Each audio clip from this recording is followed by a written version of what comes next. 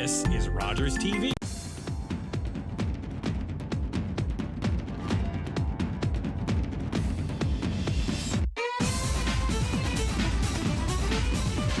Hello everyone, and welcome to another episode of Out of the Fog. I'm your host, Laurabel, and on today's episode we're going to be talking about month's centennial anniversary and all things coffee with Jumping Bean. So sit back, relax, and maybe brew yourself a cup, and we'll be right back.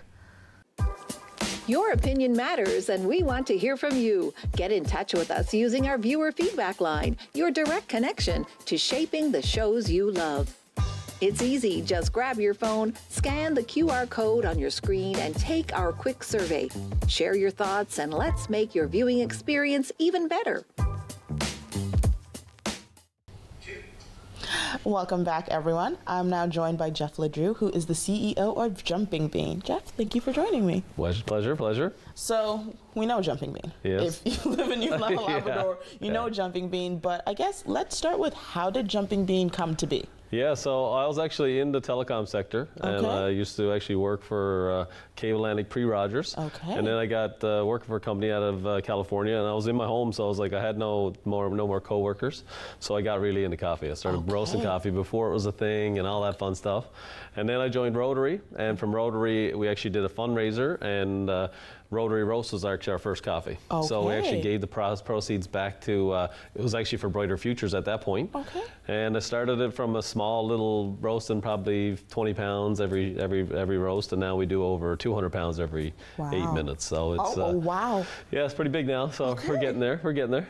So this started because you got into coffee, sitting at home, well, I'm drinking it, might as well learn a little bit more about it. Yeah, I went to Italy, I was like on the honeymoon, so I got really into it, kind of the whole Italian vibe. Okay. And I actually used to bring in Italian products as well, along with the Jumping Bean products back when I first started on our cafes and stuff, so it was fun. Okay, so how did we go? So the Rotary was the first one you did as a fundraiser. Yeah. And then, so what made it go, I want to do this on a bigger scale for you? Yeah.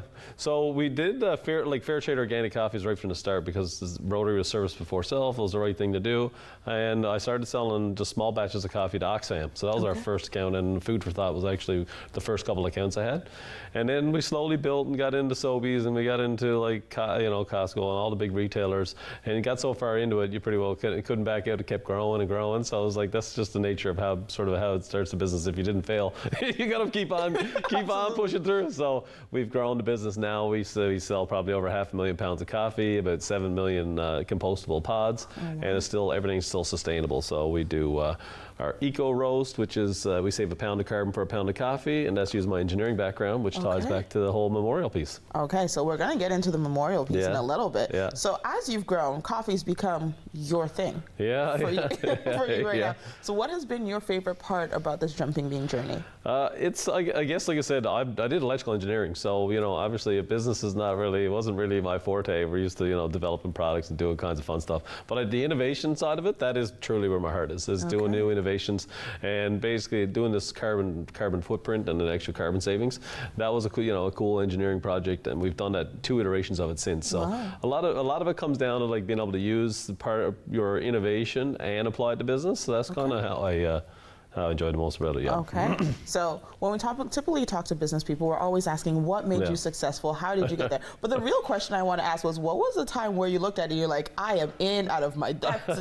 I need to take a step back and reassess. I don't know. I never felt like I was out of my depth, because I don't think that way. It's sort of either push through or so that's it. It wasn't really, there was no option to fail. So it wasn't on the list. Yeah, I was like, that's not happening.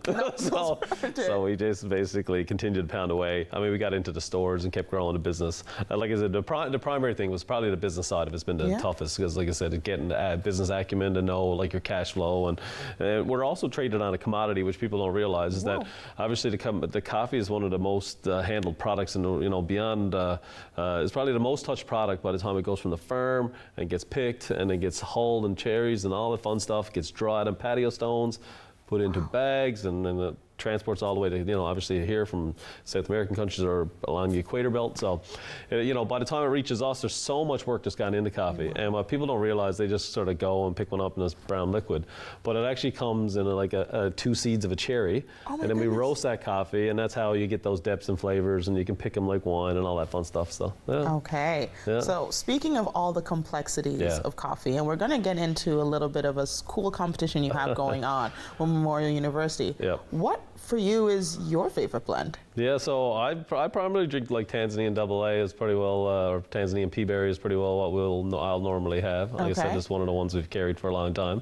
You won't see it everywhere. It's usually in the cafes. Most of the grocery retail is kind of got sort of flavors for a national basis, but we do offer single origins, a lot of different coffees in our cafes. As you moved business-wise into the cafes and you become how did you decide for the atmosphere of your cafe? Because walking into a Jumping Bean cafe is an experience. Yes. It's not like walking into a Tim's or Starbucks. So what's that for you?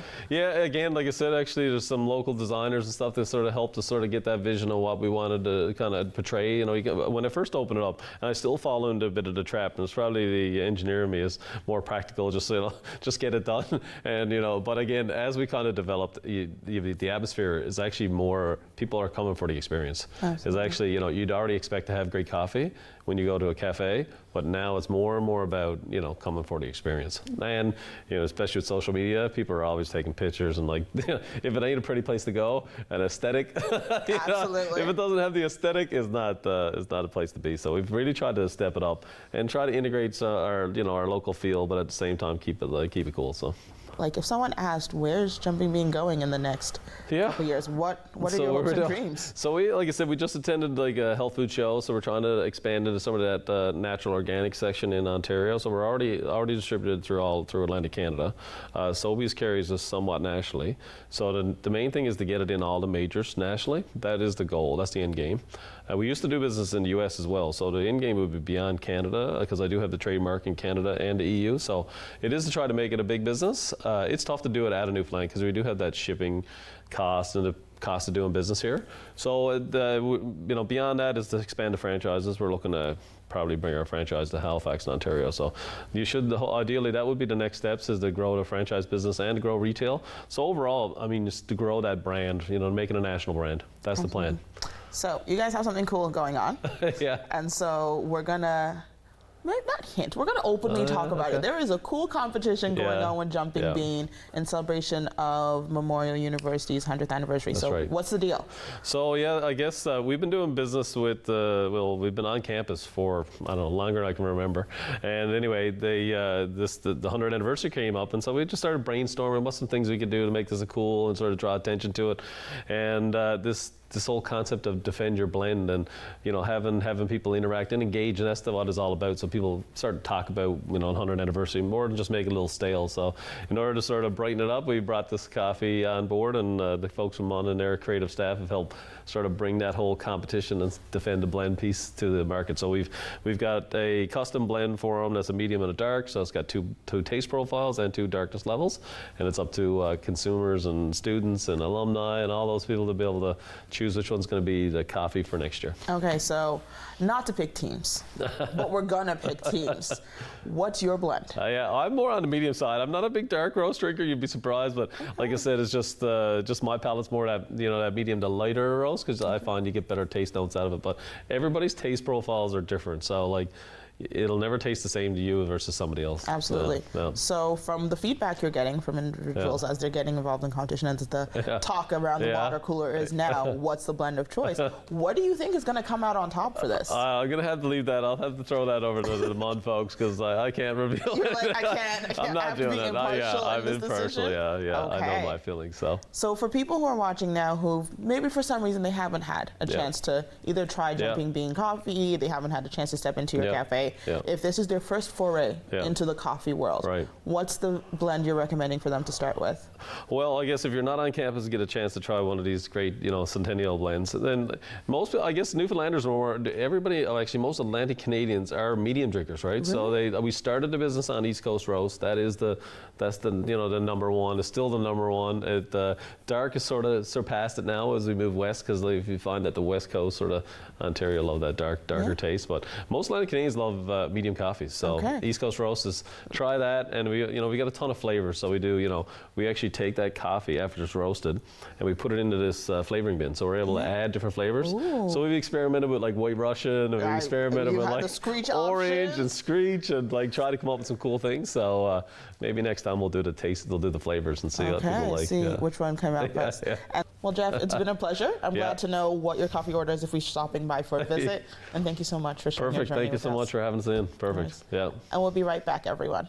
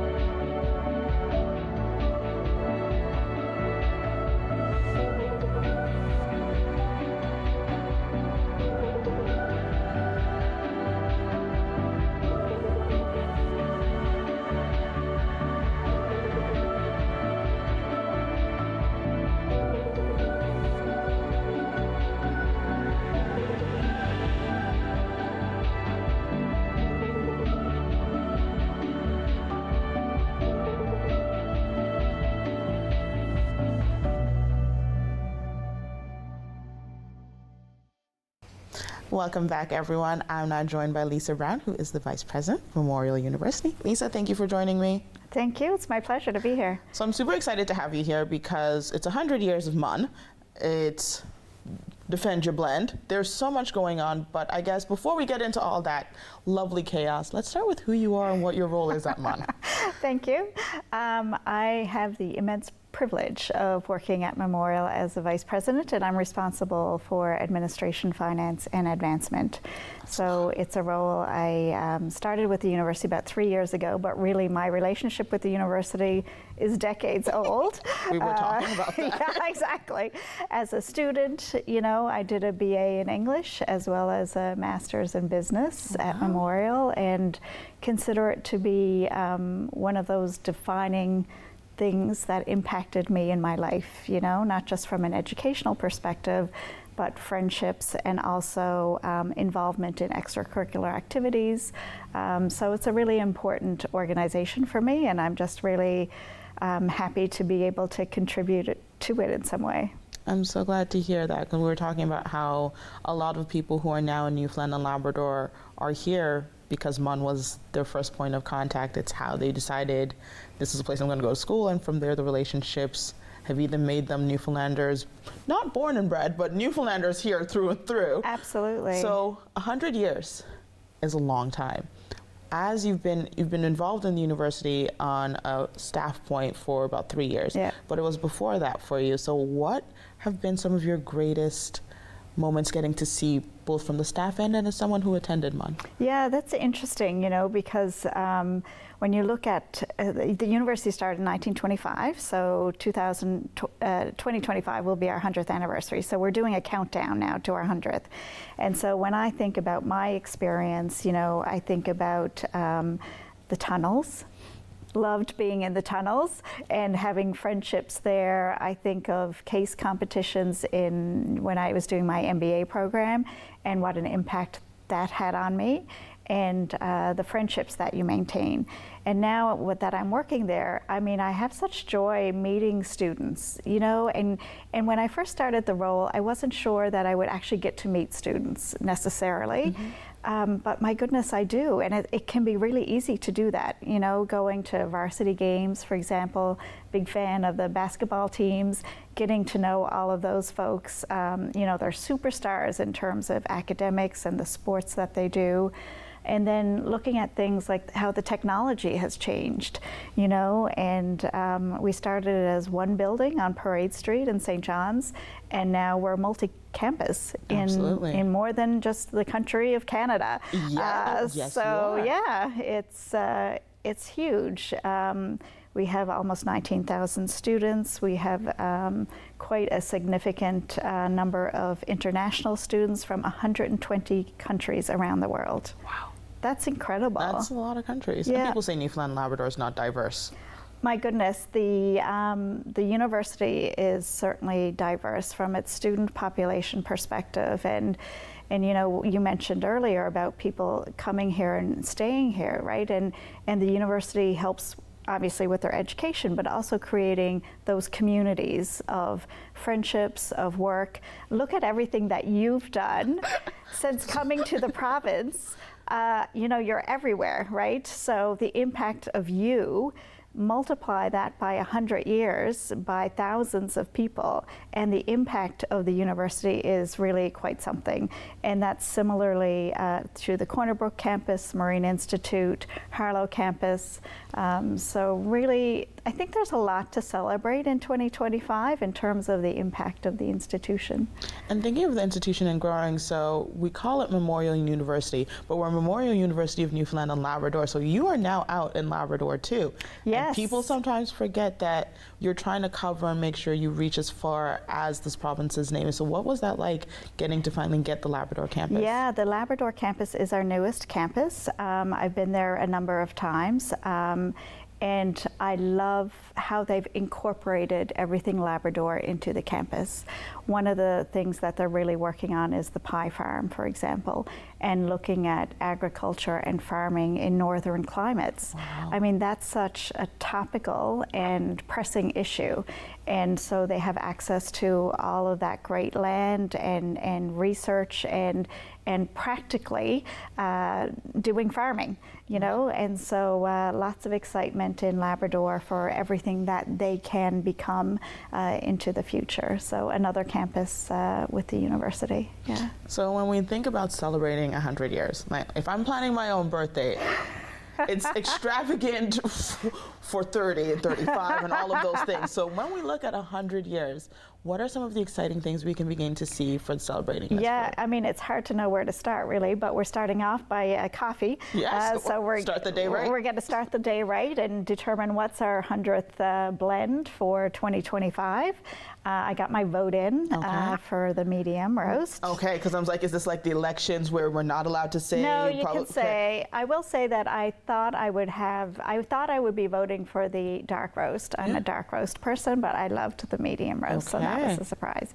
So it starts with coffee. We're doing all kinds of things such as the Centennial 100. So we're encouraging the community to suggest to us who has made a difference to Memorial University. It could be a supporter, a donor, a faculty, staff, student, who made a difference to Memorial University. Who are those 100? And so we're inviting people to make a submission. It's very easy, and we're going to highlight them throughout 2025. And we've also opened up a fund to our faculties and schools to say, what would you like to do?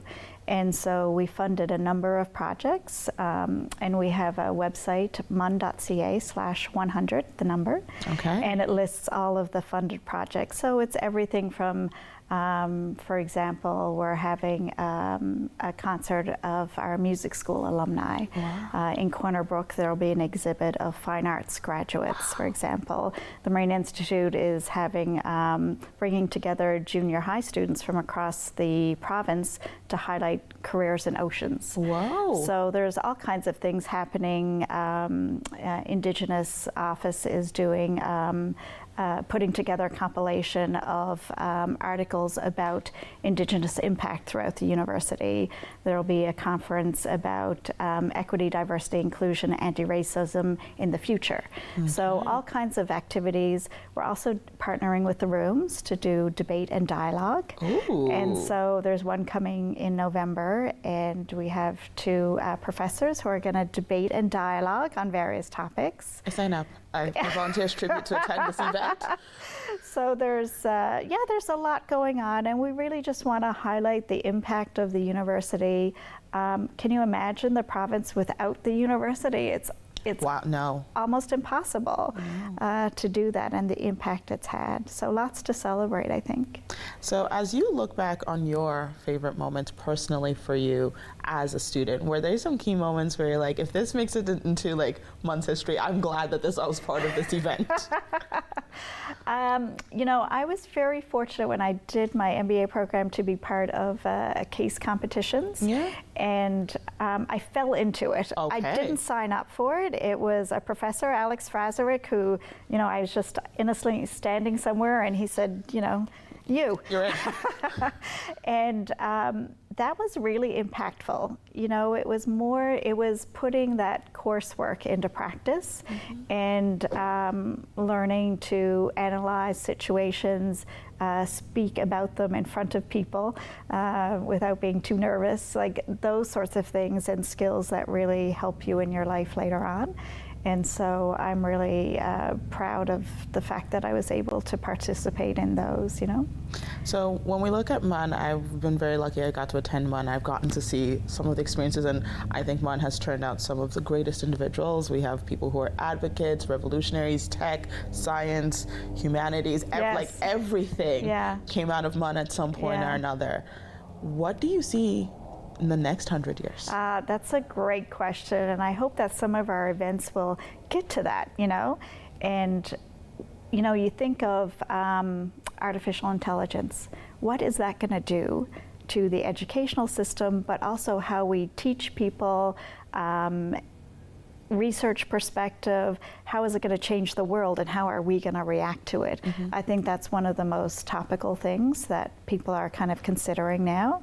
I think right now for the post-secondary institutions, it's an interesting time. We're large institutions steeped in tradition, and so how do you break some of that tradition to move forward as an institution? And so there's lots to consider about those sorts of things. How do we capture some of the things that have happened in the past? How do we analyze them and kind of understand them maybe a little bit better? I'm always struck by the fact of, for example, linguistics and folklore. We're really well known for folklore, and at a time in maybe the 60s and 70s when Newfoundland culture wasn't thought of as well as it is now, it was people at the university, people who kept that culture alive. We had linguistics profs going to different communities in the province and recording people and their dialects and what words meant. Dictionary of Newfoundland English. That's helped preserve and encourage culture. And so I would like to see some of that continue as well. So for our viewers who are watching and listening now who are like, okay, I need to find out where to get all this information. How do I show up to debate and dialogue? How do I defend my blend? Where can we go for all this information about 100 years? All that information is at mun.ca/100. And there's a schedule there, the events are there, and you can nominate someone for the Centennial 100. You can vote for Defend Your Blend. So it's all right there. And as we get into the year, we'll certainly have lots of activities on social media as well. But we're really excited to look forward to the year 2025.